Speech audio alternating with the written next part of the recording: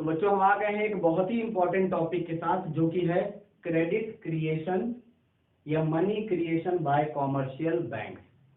इसमें हम आज पढ़ेंगे कि कॉमर्शियल बैंक क्या होता है और ये कॉमर्शियल बैंक किस तरह से मनी क्रिएट करता है।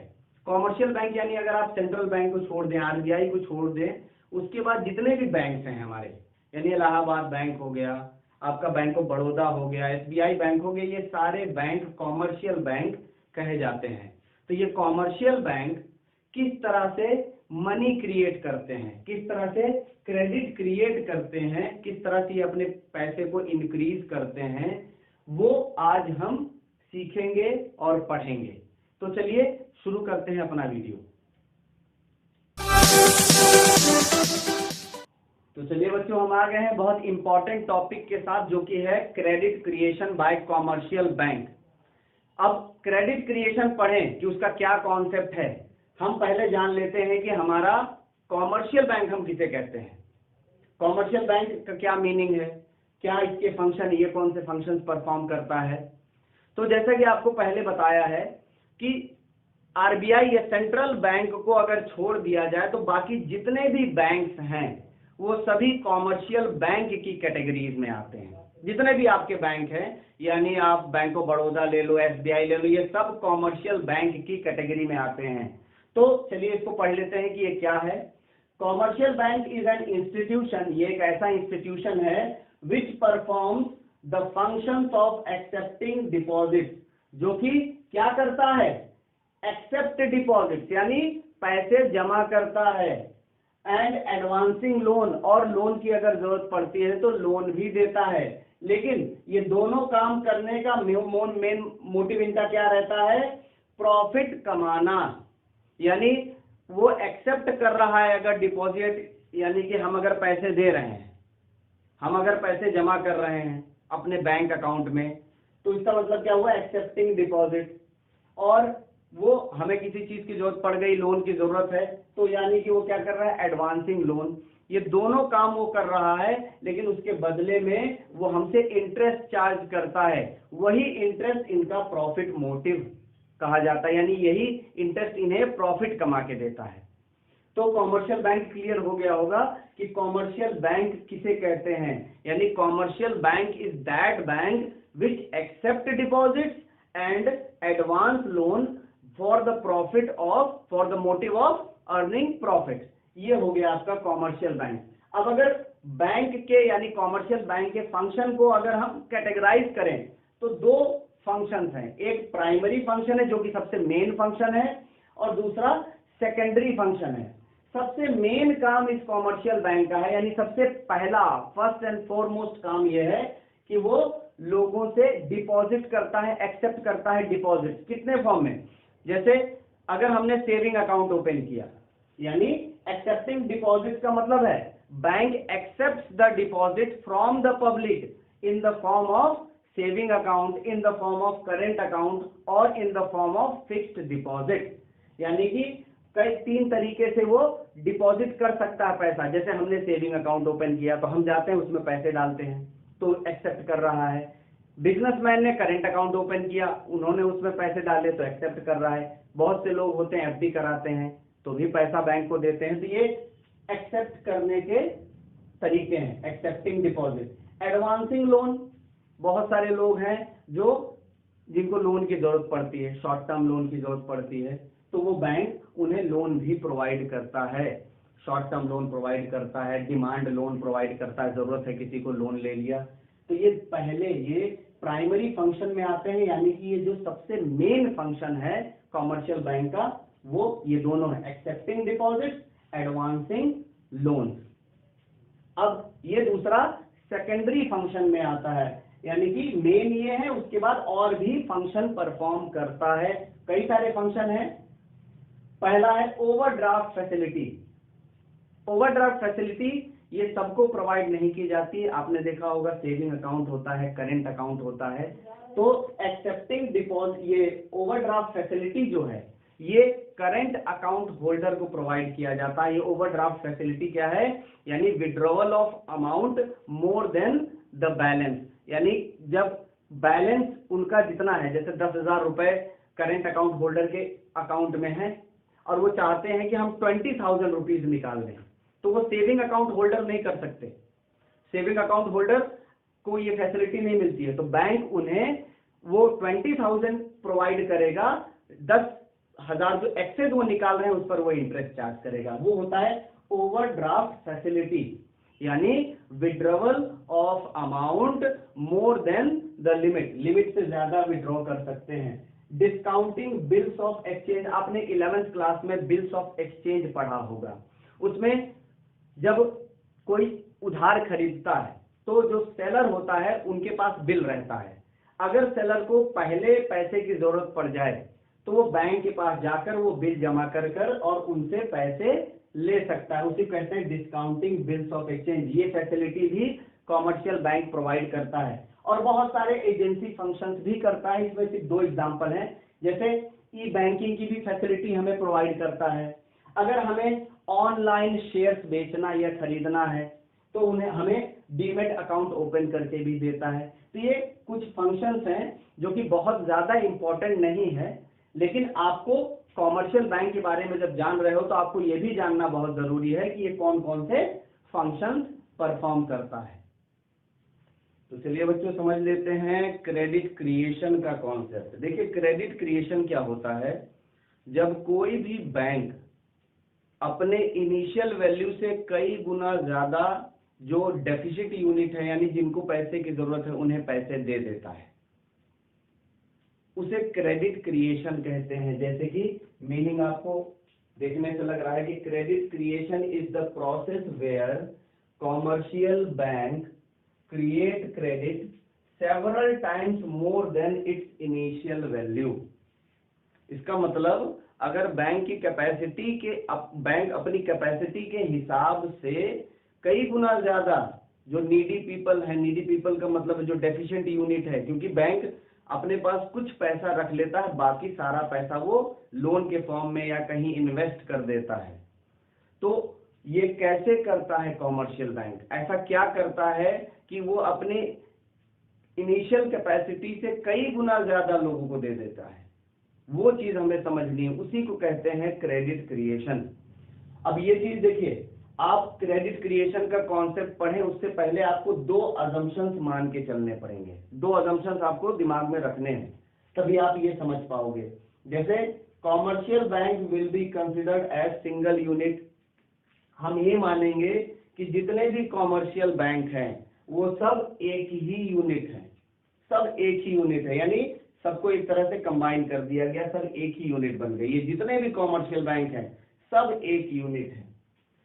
ऑल ट्रांजैक्शंस आर बैंक्ड, और जितने भी ट्रांजैक्शन होंगे, यानी लोन लेना या पैसा डिपॉजिट करना, ये जितने भी ट्रांजैक्शन होंगे वो सभी बैंक के थ्रू होंगे, कैश के थ्रू नहीं होंगे, ये सभी बैंक के थ्रू होंगे। इसलिए ये 2 चीजें आपको मान के चलनी पड़ेगी। अब देखिए जैसे, अब ये चीज तो अभी उतना नहीं समझ में आया होगा मुझे पता है, जैसे मैं एग्जांपल कराऊंगा वैसे ही आपको समझ में आएगा कि ये क्या पूरा प्रोसेस है। अब देखिए यहां पर ये आपका, हम मान लेते हैं कि हमारा जो, मान लीजिए बैंक के पास 10,000 रुपए जमा हुआ है, बैंक के पास 10,000 क्या 1,000 मान लीजिए आप, 1,000 रुपए उन्होंने बैंक के पास जमा हुआ। बैंक क्या कर रहा है, 10% LRR, देखिए LRR के बारे में मैंने लिखवा दिया है कि लीगल रिजर्व रेशियो इसे कहते हैं, इसका फुल फॉर्म है लीगल रिजर्व रेशियो। ये रेट चेंज होता रहता है, कोई जरूरी नहीं कि ये 10% हो, 20% हो सकता है, 30% हो सकता है। तो LRR क्या है, LRR वो रेट है जितना पैसा वो बैंक अपने पास कुछ रख लेती है, क्योंकि वो जानती है अपने एक्सपीरियंस से कि जो भी पैसा डिपॉजिट किया जाता है उसका कुछ परसेंटेज अगले दिन वो आदमी आ सकता है निकालने, तो वो कुछ रेट अपने पास रख के बाकी पैसा एज अ लोन या कहीं इन्वेस्ट कर देती है। तो देखिए, it is the amount which is kept by the bank and rest given as loan to deficit unit, और कुछ पैसा वो बाकी पैसा वो लोन के रूप में दे देती है। तो यहाँ पर ये LRR 10% है, यानी कि 1,000 रुपए डिमांड डिपॉजिट हुआ, 1,000 रुपए आपने डिपॉजिट किया, उस 1,000 रुपए का 10% यानी 100 रुपए बैंक अपने पास रख लेगी, बाकी 900 रुपए वो लोन के फॉर्म में दे देगी। ये चीज क्लियर हुआ? वो अपने पास 100 रुपए रख लेगी, क्योंकि मान लीजिए अगर आप दूसरे दिन जाएं वहां से 100 रुपए आपको निकालना हो तो आपका पैसा वहां होना चाहिए। तो वो ये जानते हैं कि कोई भी इंसान जब पैसा या कोई भी कस्टमर जब पैसा जमा करता है तो पूरा पैसा बहुत रेयरली निकालता है, वो कुछ परसेंटेज निकाल लेता है। नहीं, कई कई लोग तो होते हैं कि महीनों नहीं निकालते हैं, उन्होंने जमा कर दिया, वो जमा है। तो इसमें ये मान के चल रहे हैं कि 10% LRR है आपका, यानी 1,000 रुपए डिपॉजिट हुआ, जिसमें से बैंक अपने पास 10% यानी 100 रुपए रख लेता है और 900 रुपए लोन के फॉर्म में दे देगा। अब जिसको वो 900 रुपए देगा वो भी क्या करेगा?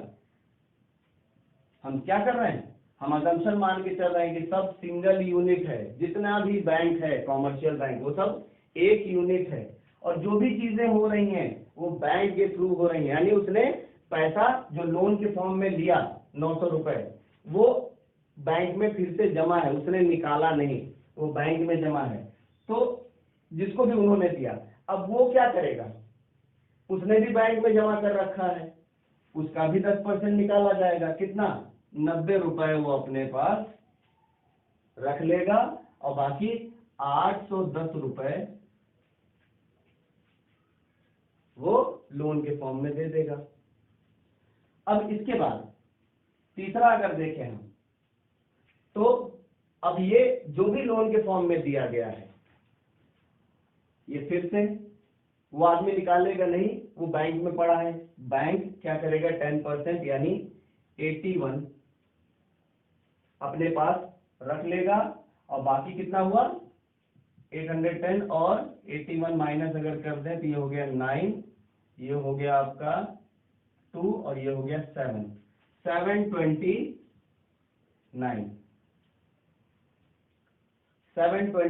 वो रख लेगा।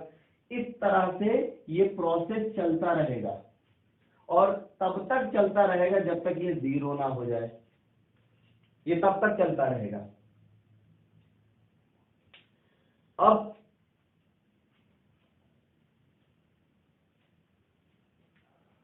आप देखिए, बैंक के पास 1,000 रुपए ही था, लेकिन उसने कितनी बार दिया, कितनी बार लोन उसने दिया? आपको देखने से लग रहा है सिर्फ 1,000, यानी इसकी इनिशियल वैल्यू, ये जो हमने यहाँ लिखवाया था इनिशियल वैल्यू, शुरुआत केवल 1,000, लेकिन इस 1,000 से वो कितना गुना कमा सकता है? कई गुना वो लोगों को मतलब लोन दे सकता है, जो हमारे डेफिसिट यूनिट है उनको दे सकता है। तो कैसे पता चलता है? तो देखिए उसका फॉर्मूला है, उसका फॉर्मूला है money multiplier is equal to 1/LRR। अब आप जानते हो LRR कितना है? 10%। हम 10% को अगर देखें तो 0.1 कर सकते हैं, 0.1 लिख सकते हैं, तो 1/0.1। अब इसको अगर कट करेंगे, ये हमारा कितना आ गया? 10 टाइम्स। यानी कि एक जो बैंक है वो अपने इनिशियल वैल्यू से 10 गुना ज्यादा लोगों को, यानी कि जो भी डेफिसिट यूनिट है, यानी जिनको पैसे की जरूरत है, वही तो लोन लेने आते हैं, जिनको पैसे की जरूरत है उन्हें वो 10 टाइम्स ज्यादा दे सकता है। अब हम ये मानते हैं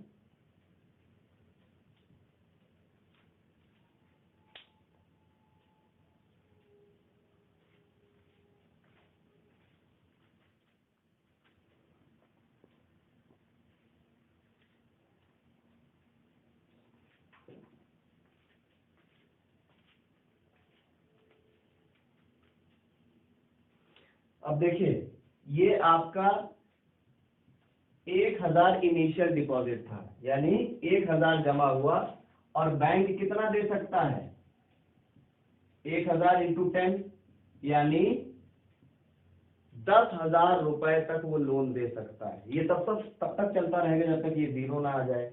अगर आप इसको गिनोगे ये टोटल आपका 10,000 आएगा जब तक ये जीरो ना हो जाए। तो इस तरह से क्रेडिट क्रिएशन वर्क करता है, यानी थोड़े से पैसे से वो कई गुना ज्यादा पैसा बना लेता है। अब इसको थोड़ा सा एक्सप्लेन कैसे किया जाए। अब अगर हम देखें एक चीज, एक्सप्लेन बाद में करते हैं, अब शायद ये समझ में आ जाए कि क्रेडिट क्रिएशन क्या होता है। Credit creation is the process where commercial bank create credit several times more than its initial value. यानी क्रेडिट क्रिएशन एक ऐसा प्रोसेस है जिसमें कॉमर्शियल बैंक क्रेडिट क्रिएट करता है कई गुना ज्यादा इनिशियल वैल्यू से। देखिए इनिशियल वैल्यू ये थी, ये है इनिशियल वैल्यू। अब 1000 इनिशियल वैल्यू है, लेकिन वो कितना दे सकता है, वो कई गुना ज्यादा यानी 10 टाइम्स मोर, 10 टाइम्स ज्यादा दे सकता है। ये 10,000 रुपए तक दे सकता है। इसी को कहते हैं क्रेडिट क्रिएशन। अब इसको थोड़ा सा एक्सप्लेनेशन इसका समझ लेते हैं कि हम लिखेंगे कैसे। अब देख लेते हैं इसे हम लिखेंगे कैसे। हमने एक्सप्लेन कर दिया आपको, उसकी मीनिंग बता दी क्रेडिट क्रिएशन की, उसके कॉन्सेप्ट समझा दिए। अब देखिए इसको लिखेंगे कैसे। जैसे हमने वहां पर शुरू किया था कि हमारी जो इनिशियल डिपॉजिट थी वो कितनी थी 1000, यानी हमने जो शुरू किया था 1000 से, और LRR हमने 10% रखा था। तो हम लिख सकते हैं suppose initial deposit is 1000 and LRR is 10%. It means commercial bank will kept 10% of amount with it and rest of the amount will lend to deficit unit. यानी कि वो 10% अमाउंट जो कॉमर्शियल बैंक है वो 10% अमाउंट अपने पास रख लेगा और बाकी बचा हुआ वो लेंड कर देगा किसको, डेफिसिट यूनिट को। As like given in the table, जिस तरह से टेबल में गिवन है राउंड 1 में, जिसमें इन्होंने क्या किया था 1000 था, उसमें 100 रुपीज रख लिया था और 900 इन्होंने दे दिया था।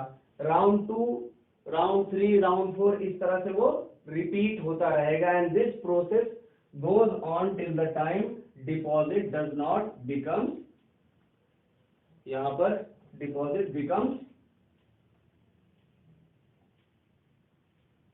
और ये चलता रहेगा जब तक डिपॉजिट जीरो ना हो जाए। अब ये चीज आपने एक्सप्लेन कर दी, टेबल को हल्का सा बता दिया। अब मनी मल्टीप्लायर्स को सॉल्व करके कि कितने तक वो मनी लेंड कर सकता है, वही मेन एक्चुअली में आपका क्रेडिट क्रिएशन होता है। तो देखिए इधर लिखा है कि आपका सबसे पहले मनी मल्टीप्लायर क्या है। मनी मल्टीप्लायर का मतलब मनी को मल्टीप्लाई, यानी किसी भी चीज को अगर आप मल्टीप्लाई करो तो वो एक से अनेक हो जाता है। सेम वही है, it is the amount which bank create in the form of deposit. यानी बैंक के पास जो भी डिपॉजिट होते हैं उस डिपॉजिट से बैंक कई गुना ज्यादा, यानी मनी को, उस मनी को वो मल्टीप्लाई करता है with every unit of money it keeps as reserve. जो भी अपने पास रिजर्व रखता है, जैसे पहली बार में रिजर्व रखा 1000, दूसरी बार में उसने रखा 900, तीसरी बार में रखा 810, ये सब क्या रिजर्व रख रहा है। और उससे क्या कर रहा है वो, आप देखिए कि जब तक वो जीरो ना हो जाए, अगर उसको आप टोटल करो तो वो 1000 से 10 टाइम्स मोर हो जा रहा है। यानी it means the bank can provide loan 10 times more than its initial value. यानी बैंक क्या कर सकता है, अपनी इनिशियल वैल्यू से, शुरुआती वैल्यू से 10 गुना ज्यादा वो डिफरेंट लोगों को लोन दे सकता है। इसी को मनी क्रिएशन कहते हैं। यानी उसके पास पैसे तो कम है, लेकिन वो उस पैसे से कई गुना ज्यादा लोगों को लोन दे रहा है और उससे वो इंटरेस्ट कमा रहा है, इनकम बना रहा है। तो इसी को मनी क्रिएशन करते हैं। तो इस तरह से आपको इसको एक्सप्लेन करना है।